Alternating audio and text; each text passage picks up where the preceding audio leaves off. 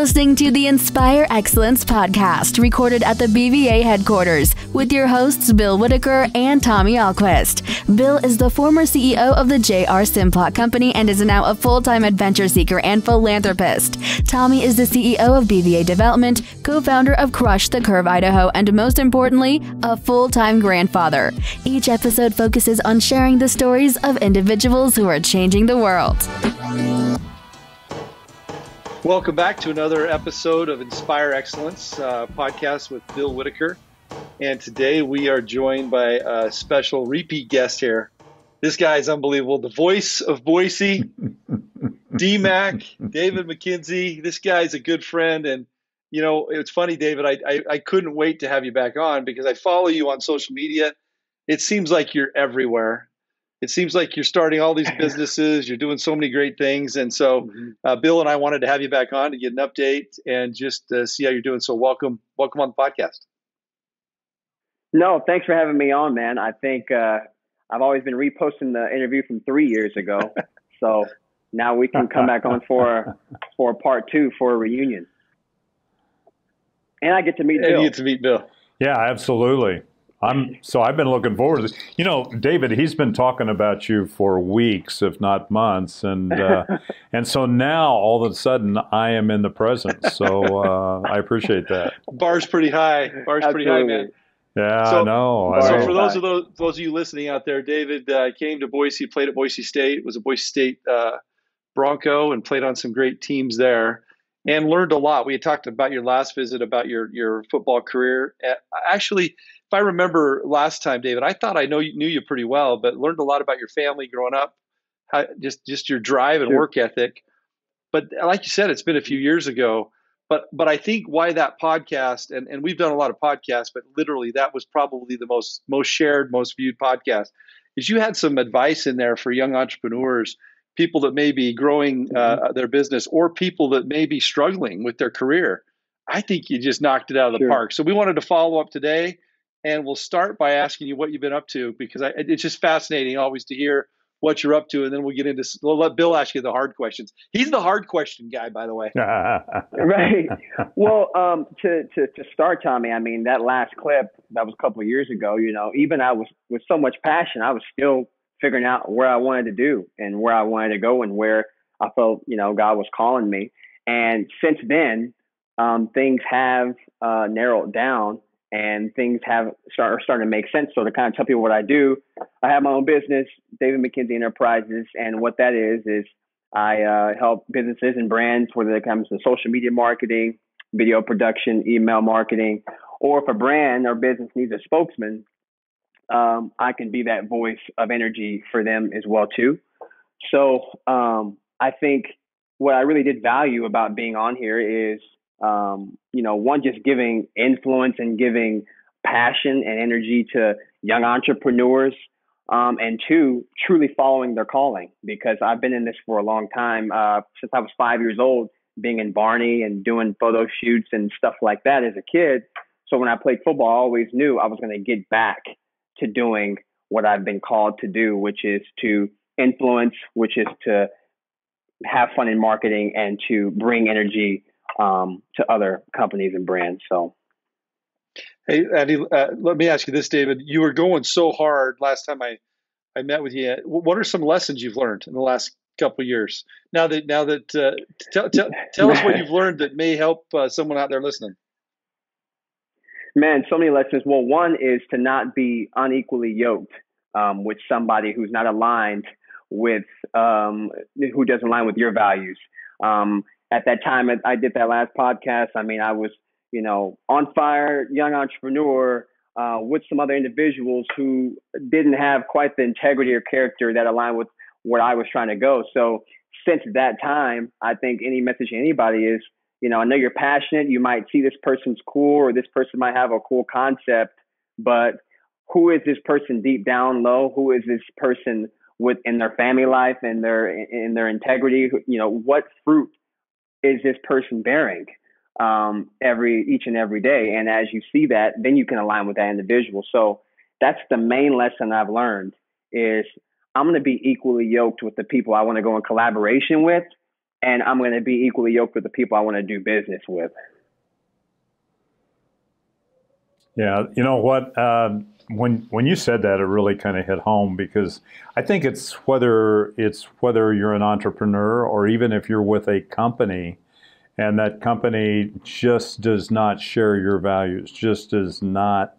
You know, I remember. So I was with the Simplot company, and I remember the chairman, Scott Simplot, making the comment one day that. One of the most important things we can do at the Simplot company is enhance the human condition. And that appealed to me so much that whether you're, and it's beyond being an entrepreneur. It's entrepreneurship. It could even be, you know, politics. Let's don't talk about politics. And it could be anything that you're involved with, a sports team or whatever. And boy, when you said that, it just kind of rung a bell for me. That's important. Absolutely. And I mean, to even add to that, you know, I come from a background of, you know, I walked on the Boise State football team. You know, all my friends were, you know, great players and NFL guys, and I didn't really get to play all the time. So I had to serve before I did anything, right? For 5 years, I was the guy, hey, I didn't make the bus. That's okay. I'm still here. We won. So when I came out of football, I'm starting my, you know, career now. That I have my base and foundation comes from servant leadership. So anything I do in business or whatever, I want to come and bring awesome passion and fun to that business. So if you want me to be the spokesman or whatever, okay, cool. I'm going to bring my presence and my network to your business, and it's been working.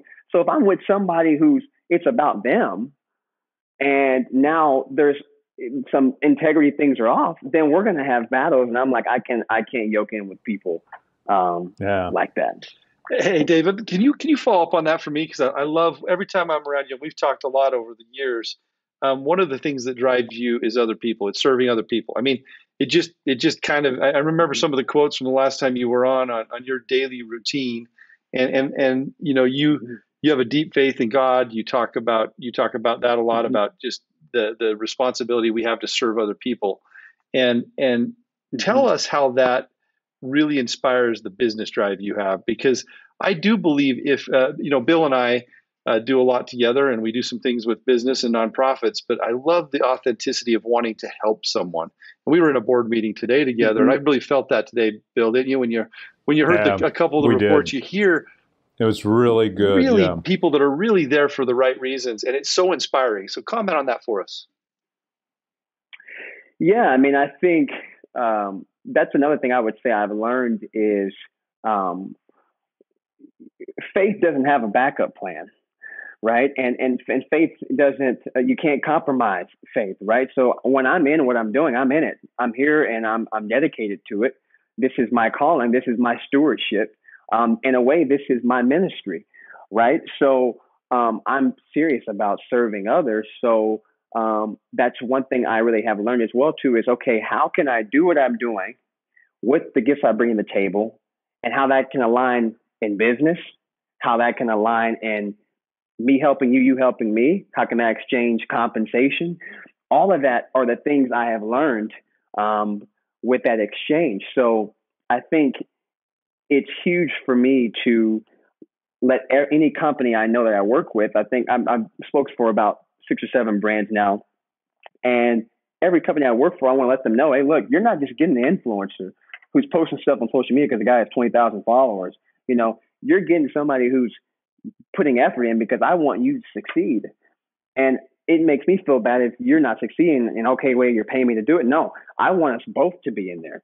I want us both succeeding. And we've seen success through that because that mentality has been taking place, and everything is done intentional, not just, oh, I'm closing the deal and I'm out.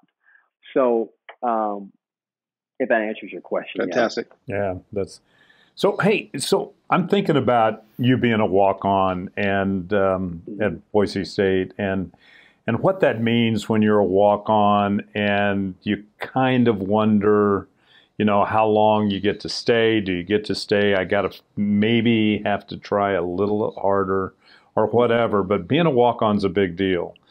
But you, to some degree, after you graduated, do I have this right? You actually went into your entrepreneurial world at that point.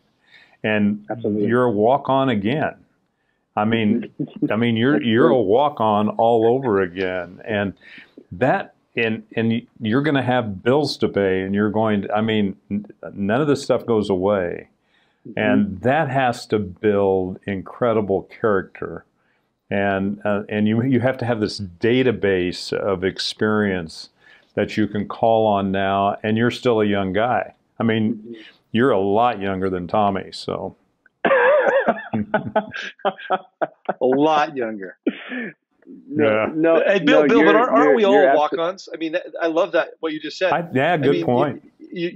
I mean, aren't we all walk-ons when it comes to business? I mean, anyone that started a new business, you have an idea, you think you believe in yourself, right?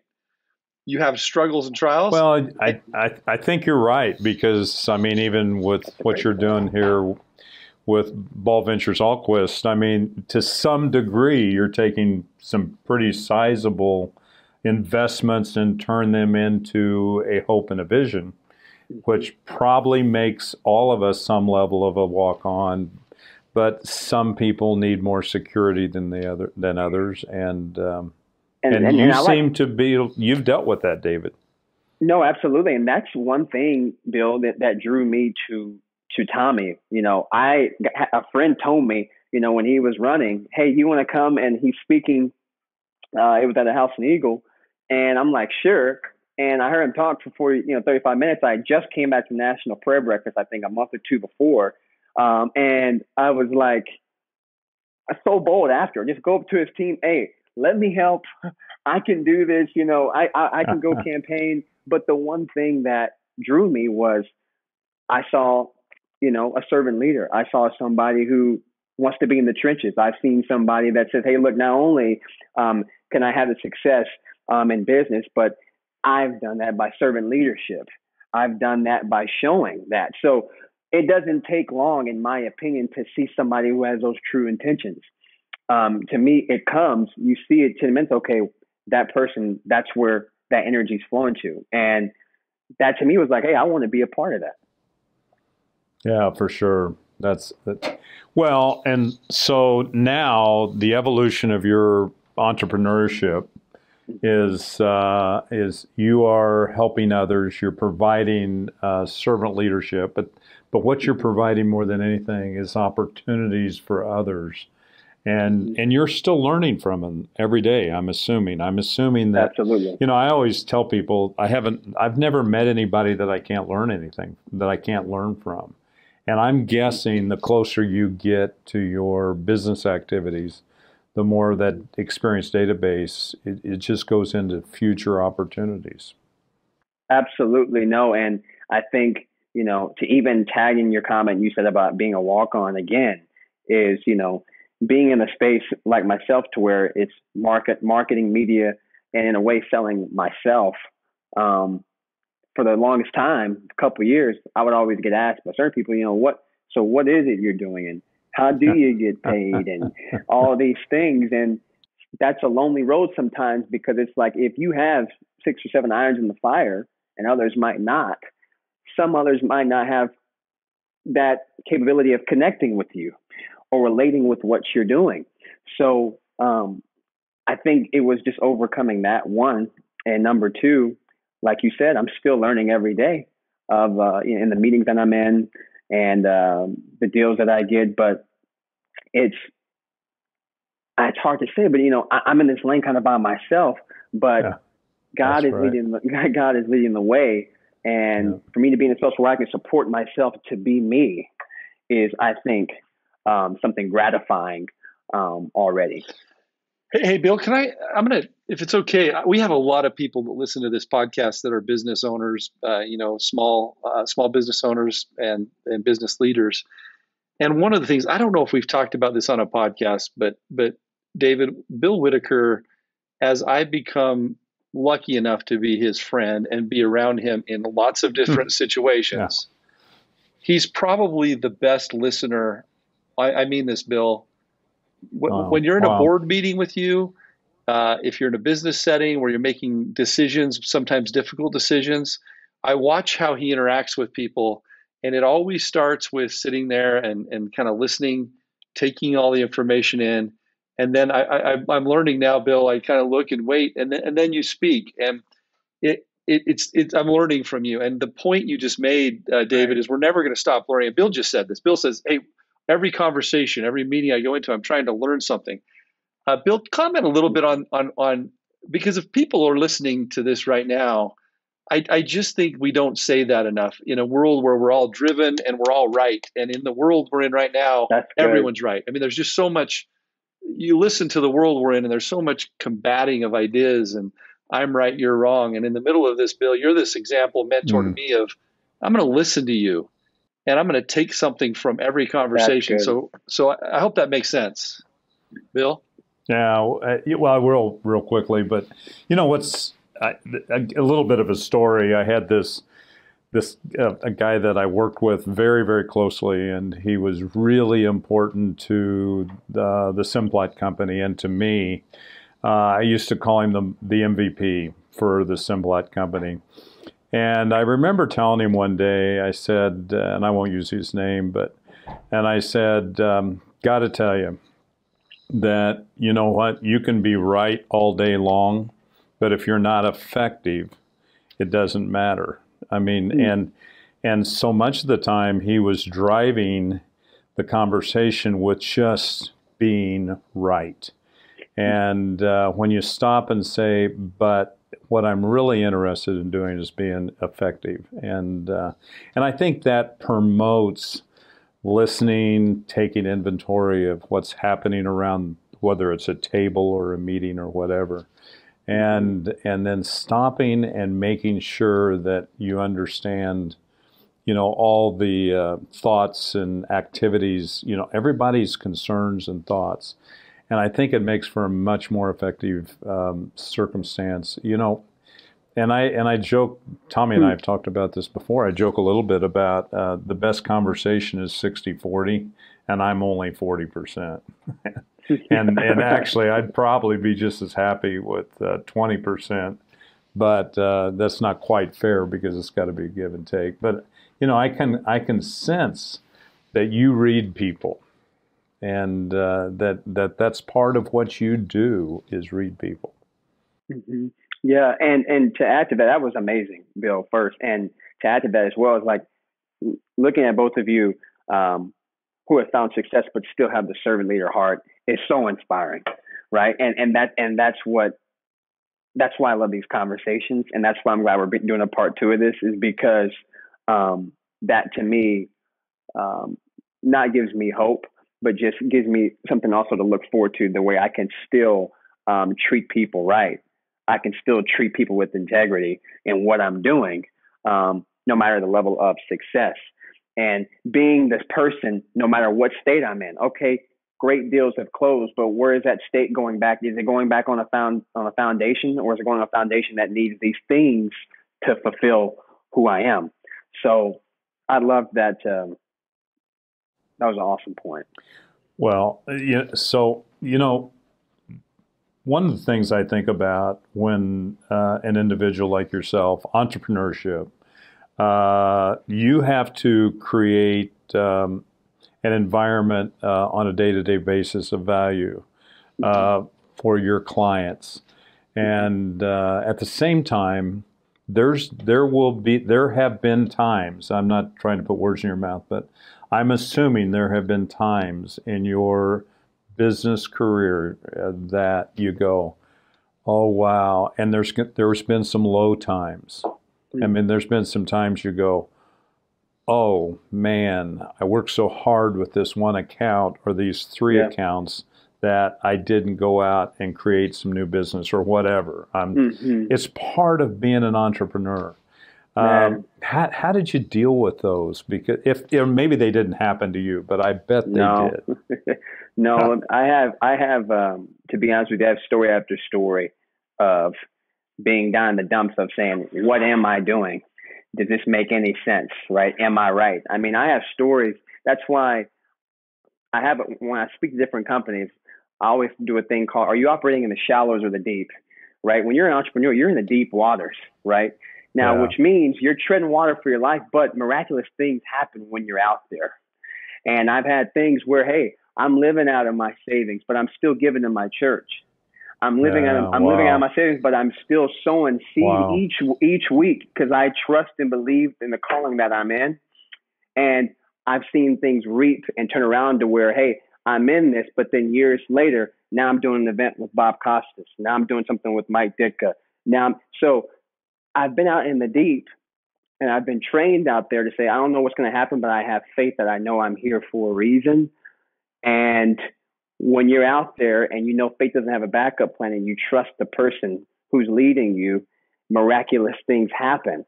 So I tell people all the time, hey, look, if you're expecting these things, you're still in 3 feet of water though. Yeah, right? Yeah, but right. you're trying to have 20 feet water faith.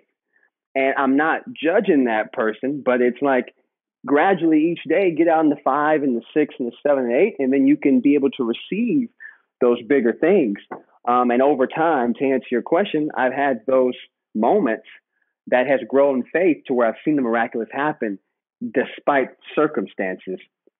And praise God, we're out of them. Yeah. Until tomorrow, right, David? Because you just never know when it's going to hit you again. Exactly right. And I think that was a great question, Bill, and I loved your answer, David. But sometimes, to build on your analogy, sometimes you feel like you're in the shallow, and things are under control, and you've assessed where you are, and it's a safe place to be, and then you can find yourself in those deep waters.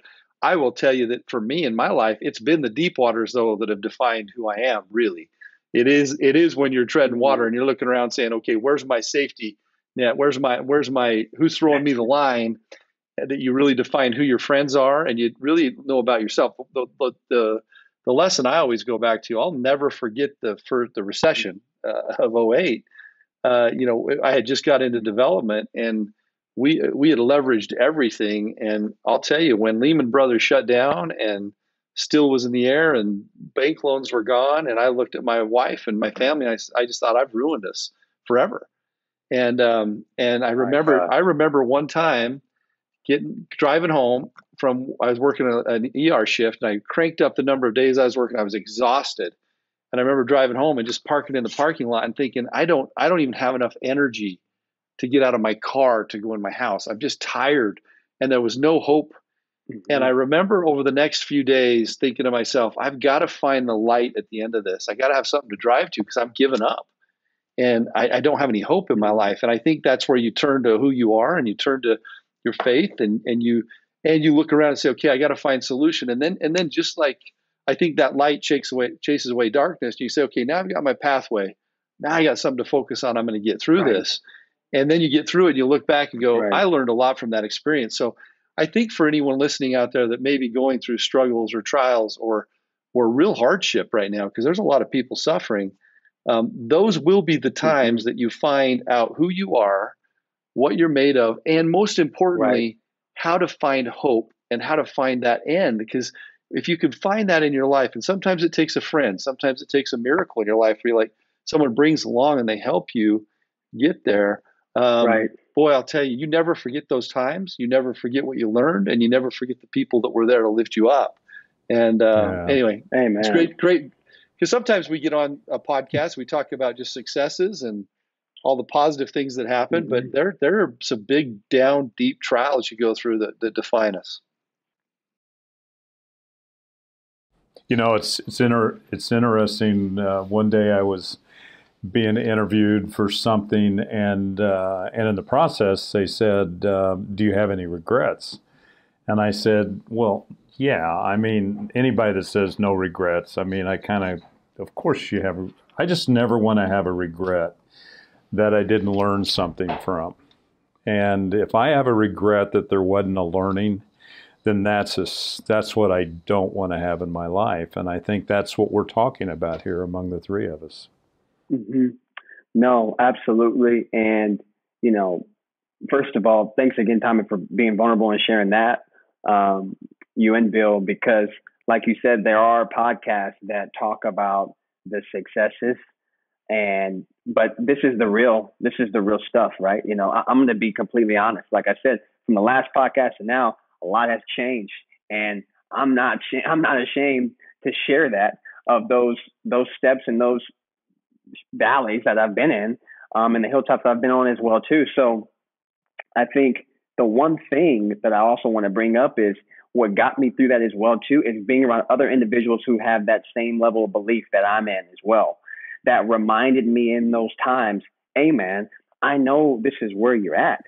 However, look what you've done here. Look what you can do that. You know, other people who are in faith with me, in the deep as well with me, who believe in the God-given gifts that I have helped me through those times to get out of it. Me and my friend have a podcast called The Power of Two. You know, when two or more are gathered, he's with us. So it's like, I need him in those times of, oh my gosh, here we go. I need somebody there to be like, hey man, step out of it. You can, you can do this. So that's great. Hey, David, changing the subject a little bit. I know you're helping companies right now, and you really are good at marketing. You're really good at the social media side of things. And I do know we have a lot of people listening, because I hear back from people when we do these podcasts that still have a hard time figuring that out. It's, for Bill and I, older guys, just another generation, we understand how important it is. We get it, but it's hard. It's harder to get it and then know how to use it to make it an effective tool. And a lot of companies, especially during COVID, are having to reinvent how they reach out to people. Can you tell us what you're doing and kind of what you've learned, and what are kind of the 3 or 4 basic things that any company out there should be doing to take advantage of that tool that's there? Well, yeah, I mean, right now you have, during COVID, you need to have a presence with online marketing, whether that's Instagram, Twitter, Facebook, etc.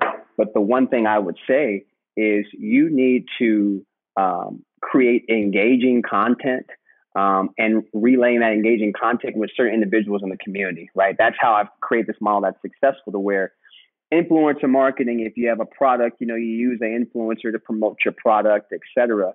But if you can flip that model and say, if I can take an individual, for example, like a David Mckinzie, who has this platform and also can bring these tools to me with video production and things of that nature, but also he brings his network of individuals to my business. He has other entrepreneur friends. He has friends who are professional athletes. He has friends who are in startups, etc. Now he's bringing that network to me, and we get the social media side, and we get video production as well too. Well, my God, we've hit a grand slam. Instead of just saying, well, maybe we can just use some graphics and post that and whatever. No. You need to use somebody that can bring their network in and collaborate with them. Now you get the best of both worlds. So that's why I tell so many companies all the time, like, I think your aesthetic is great. I think what you're doing is awesome, but you can have a demographic of individuals of over 200,000 followers over a year time.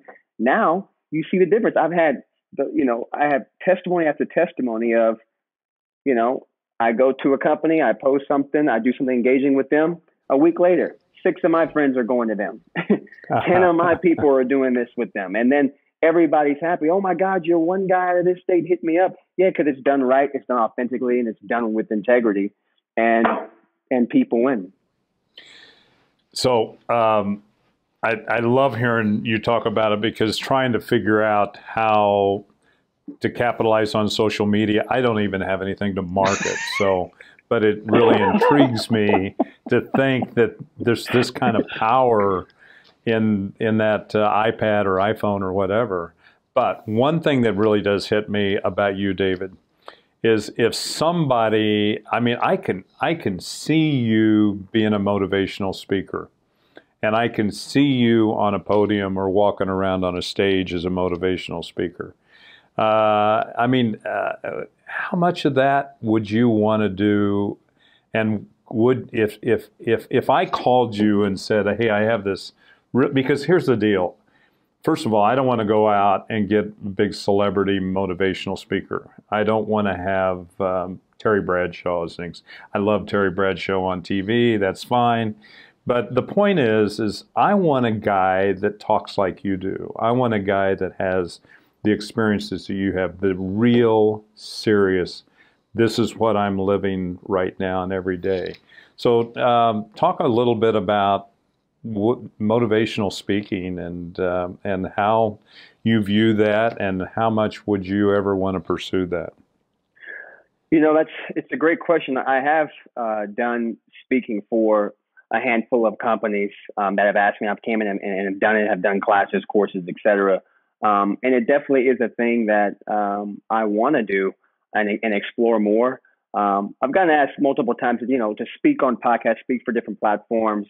And I think I want to pursue it, Bill, because I enjoy this, and I enjoy being real, speaking from my personal experiences. For example, my girlfriend works for a company called Monet. They do hair care products, et cetera. And I got to speak to 3 or 4 of individuals, of girls who were coming out of college, who were trying to figure out who they are and who their destiny is and what their purpose is. And it went extremely well, though, to the point to where I was hearing 20-year-olds, 19-year-olds saying, you know what, I found my purpose in your talk. I know my alignment now of where I'm going to go. Because I did a talk on stepping out of your boat and walking on water instead of calling others into your boat so it's comfortable, right? But, I can't call business and people here. I have to step out to get it, right? And then things will move and shift. So many people, yokes were broken, and things were not held back anymore because they finally knew, okay, no, I got to step out and do this. I can step out and get this. And if I align right, align with my purpose, I can achieve these things. So, hey, David, let me ask you a question on that. Do you see with millennials, and I know we shouldn't sit and talk about the millennial generation like we do all the time, but I can't help it. I think I know my kids are going to get mad at me, but I think for that generation that grew up with devices in their hand all the time, I think the way they interact with other humans is just different. I mean, that's not anyone's fault. It is just different, right? And I think there's a lot of really good things about it. But I've noticed something recently in our own company, and I'm wondering if you're seeing this too, where there's a little bit of a hesitancy, maybe to cold call, maybe to interact, maybe to have those real personal interactions. I'm seeing that, and I'm wondering if you see that too. And I compare that to my own life, where I think about, when I was going through, I'll never forget, I was going through medical school. We were so poor, we didn't have enough money to buy food, me and my wife and my child. And I went and got a job as a door-to-door trophy salesman. And I literally went and knocked doors trying to sell trophies. And I think back, and I was not afraid one bit. I just thought, hey, I got to make money. I'm going to go do this. And it actually probably was, for the hours I put in and the money I made, it was probably one of the best jobs I ever had to survive. But if I would have said to some of the guys here in my office, hey, I need you to go knock some doors, go do some cold calls, they look at me like I'm crazy. And is there a little bit of waiting for things to come to you, your analogy of waiting for someone to get in the boat, versus, hey, go out and find some business, go out and knock some doors, go do some cold calls, go meet some people.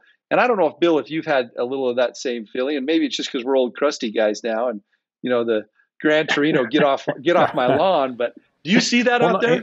No, yeah, that's right. Well, seriously, of course, I sense the same thing. Now, first of all, I'm guilty of hanging on to an iPad and an iPhone in my hands all the time, so I'm guilty of that. At the same time, I think the evolution of depending on these electronic tools take away from some of the stylistic portions of being a salesperson or even a relationship builder. I had somebody say something to me the other day that we're all going to go back to the office because we're a relationship company. And we need to be together because we're a relationship company, and I sometimes I'm a little bit concerned that we're getting away from the relationship stuff and the comfort with that. Yeah, and I think to answer both of your guys' question and comments is millennials. The pro and con with the millennials is, the pro is that we've grown up in a environment, society, to where everything's at our fingertips, which means, okay, we can do things quicker, which means we have quicker solutions to where some people might say this might take me 6 months, but we can do it in 2 months, right? Because we have these things. But the con of that is always trying to find the quick fix and the quick out, not having the process, right? So there's a pro of, I have several friends who are 23 years old making buku's amount of money per month because they know how to, digital marketing, whatever. But the con of that is not enjoying or knowing the process, right? Now, I think to answer that is there are millennials out there who do have the drive, who do have the work ethic, and who do want to do it, and who do enjoy getting in the gambit and having the grit. You just have to you just have to align with them and find them, because for me, I'm a millennial, but I don't consider myself one, because I was in 6th grade watching the Dean Martin roast with my dad and Johnny Carson, and I'm a little different. I'm more of an older soul, but they are out there.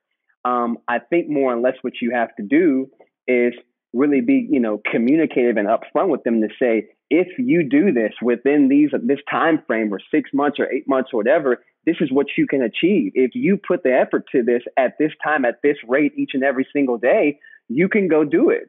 Instead of might just be saying, hey, this is how you do it. Make sure you do it right. Okay, cool.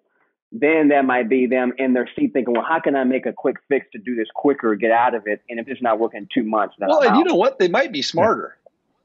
I mean, they might be right. So I'll give you an example. So my son's working here now at our company, and he's a smart kid. He went to the Business Scholars Program, University of Utah, and he's just really smart.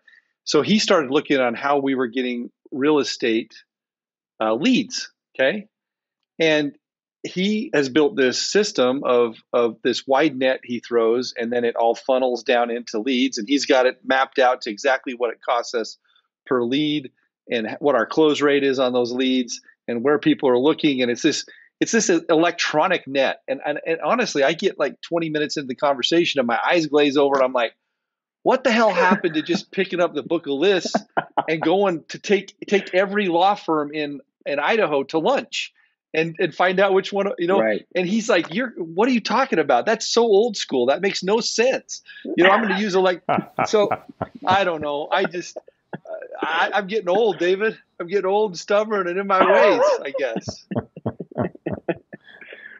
Well, I mean, I think, to be honest as well, I even see a quicker group of individuals coming from the 16 to 19-year-old generation, to where, I'm mid to late 20s. But I see even there's some kids that are younger than me that I'm like, okay, what? How do you, whatever. So, and to be honest, I think this conversation, I think we're all right, because I think there's one end of it of saying, yeah, there's a lot of millennials out there who are really, really smart and can do things in their 20s. And you're like, how are you doing that? But the other thing is, I know some millennials that don't even know how to talk. You don't have a conversation.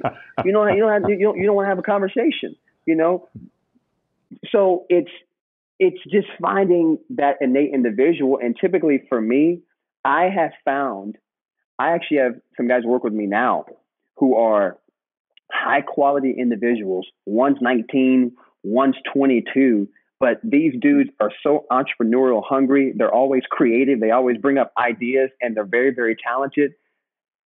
And I think the millennials that I think would be great in the workplace are the ones who have that entrepreneurial type of spirit, because they're willing to do and make the sacrifices to make everybody successful. Instead of maybe the one who's just, I'm coming to get the job. Because I want the guy I like the people who can make big happen. And I love the feeling of, hey, I'm trying to do this video content. I'm passing that to you, and they can create. And I have so much trust in their creativity and what they can do. And they're glad I trust them, that they over deliver. And the final product is fantastic. Right. So those individuals are the ones I think, the entrepreneurial ones are the ones I think that are the ones that you can align with. It's awesome. Well, we got to wrap up here. It goes by so fast with you every time. We appreciate you coming on. Already? Yeah, Bill. Thank you very much for coming on, David. And we appreciate your friendship. Appreciate what you do for the community. I know you're a big community guy, and you're everywhere helping and serving and giving back. You're a great example to all of us, and it's been fun to have you on. Any other words, Bill? Well, the only thing I know is I wish I would have had a notepad in front of me and quote it. I'm going to listen to you again, and I'm going to write down a lot of your little short one-liner type stuff because they're important. The other thing is I think it's really important is over the next 3 or 4 months, Tommy needs to take the 3 of us to lunch and by the way, because he has a job and I don't. But seriously, if we need to go to lunch because I want to meet you in person. I think it'd be a lot of fun. I would absolutely love that, and let's definitely do it. Tommy will pay. Yeah, that's an easy commitment. We'll get together. This COVID thing's almost done, and David, you keep doing great things and changing the world. We appreciate you. Thanks for being on again with us, and we'll look forward to the next episode with you. So everyone have a great day, and we'll close this down and go find something that inspires you and share it with someone else. Thanks. Absolutely. Be blessed, guys. Thank you. You've been listening to the Inspire Excellence podcast. We hope you've heard something today that will inspire you to make a difference in the world. Join us again for our next episode.